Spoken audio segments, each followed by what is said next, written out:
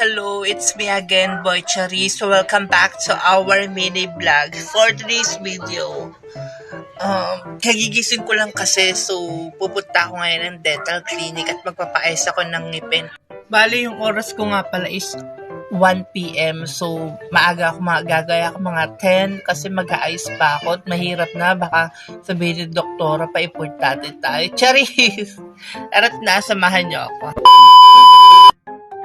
It's been 31 days since kinabitan ako ng braces, kaya naman dumating ng araw para magpa-adjust tayo for the first time. At ganito nga pala itsura ng ngipin ko, basically yung first month niya. As usual, naglalakad lang ako palabas sa kanto namin, mag-isa as always. Andito na nga ako sa kanto namin at nag-aantay na nga ako ng sundo kong Ferrari. Ferrari, isa naman galing yung Ferrari, magta-tricycle ka lang papuntang dental clinic. Bali, nandito na nga pala tayo sa clinic ni Doktora. Dito nga lang pala yung matatagpuan sa Barangay San Juan. Open nga pala sila ng Monday to Saturday, alas 9 ng umaga hanggang alas 6 ng gabi. By appointment naman every Sunday. Ito nga pala yung mama ni Doktora. Welcome to Magnayan Dental Clinic. Bali, pagpasok nyo nga sa loob, eto agad ang bubungad sa inyo. O diba nga, ang ganda ng loob ng clinic ni Doktora. Medyo maliit lang yan, pero nakaka-amaze at nakaka-relax. Dahil mababait yung mga staff nila. Kaya kung ako sa inyo mga kacharis, wag na kayo magpatumpik-tumpik pa. Gumora na kayo dito sa Magnayan Dental Clinic. So, eto nga pala yung aking magandang Doktora. Ay, hello po. Pagkatapos nga namin magkwentuhan ni Doktora dyan ng very, very light, ano daw? Kwentuhan, feeling close yarn?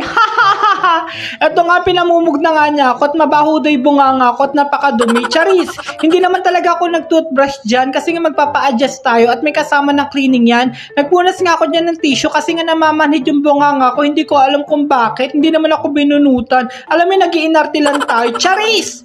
Alam nyo ba, naiya talaga ako kay Doktora mag-vlog niyan. Nilakasan ko na loob ko. Same process lang naman din tulad ng dati. I-cure tapos hindi ko alam, di naman ako dentist. Bale, tinatanggal na nga pala yung rubber and wire dyan. Hindi na pala gagamitin yan. Oo, nga girl, nga. Saluhin mo ang bato. Charis!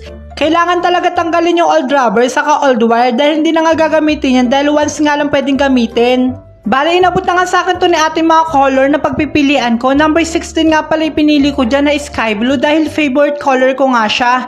Alam nyo, mas maganda talaga yung hindi ka natatanggalan ng bracket para mas mapabilis yung treatment. Habang kinakabit nga yung rubber, nararamdaman ko yung pressure as in ramdam ko na medyo humihigpit.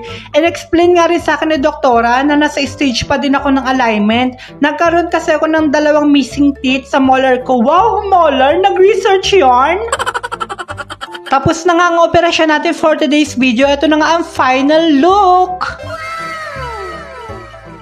O, Pak, sino ka dyan? O, diba nga, ganda ng napili kong kulay. Bumagay siya sa magaganda kong mga ngiti.